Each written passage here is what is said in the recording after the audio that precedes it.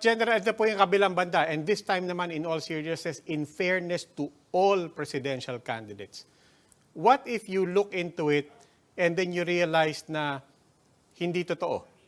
What if you look into it and you investigate and you realize that we come to the conclusion that President Duterte was speaking and tarnishing presidential candidates with no actual basis and with no actual evidence? What do we make of President Duterte's statements then? Then, what we find out, we will report it to the Commander-in-Chief. To him? In effect, you're telling him that he was wrong. As iba kasi yung kanyang lawak ng kanyang paggather ng impormasyon. Sa amin, ito yung amin nalaman at iba, pwede po namin i-report yan sa ating pong Commander-in-Chief and the President. Hindi po kami maaaring sinasabi ko nga po, hanggang kami ay sigurado, we will just work and be able to do our part to enforce the law. And that's, I think that's very fair, sir. Actually, nobody really expects you to name any names. In the same way that nobody in media is naming names because that would be irresponsible on our part. That is why we also ask you as well if you've networked with the president. Kasi nga, in the end, the president is making an accusation against a presidential candidate who may or may not become the next president. And of course, you are looking at huge stakes here. So I suppose that is also driving your interest in knowing the truth behind the president's statements. Yes, when he made that information, immediately we tasked already the PDEC kasi sila po yung unit that are really the one na atin pong tinatask to do the anti-drug operation. So, ganun po yung ating ginagawa. Kung mayroon po kami, ako, for example, mayroon po akong pagduda na ito yung tao na ito, i-verify ko rin, titingnan ko rin. So, kaya nga ang challenge nga po, if you know it, tell us. That's an additional information.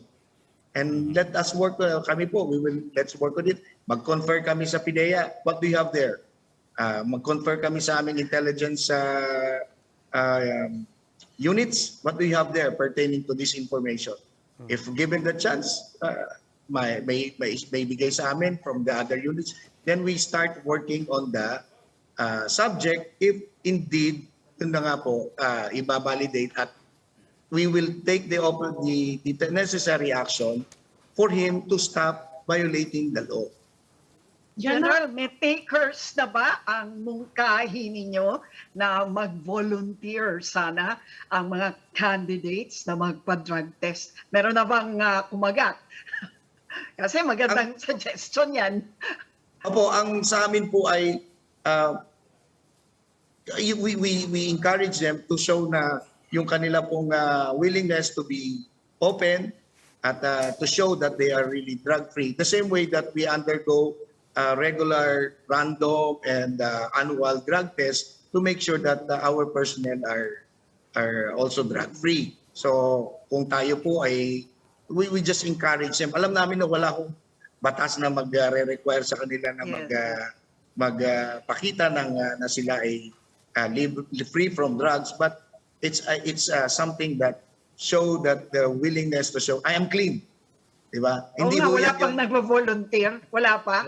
Wala pa ba? Well, it's their call. Ang sa amin po is we're just encouraging the way we're doing it also in the Philippine National Police na we're conducting our regular drug test among our personnel para maipakita na wala rin po kaming we have personnel who are into drugs, be able to identify them and be able to charge them before the court.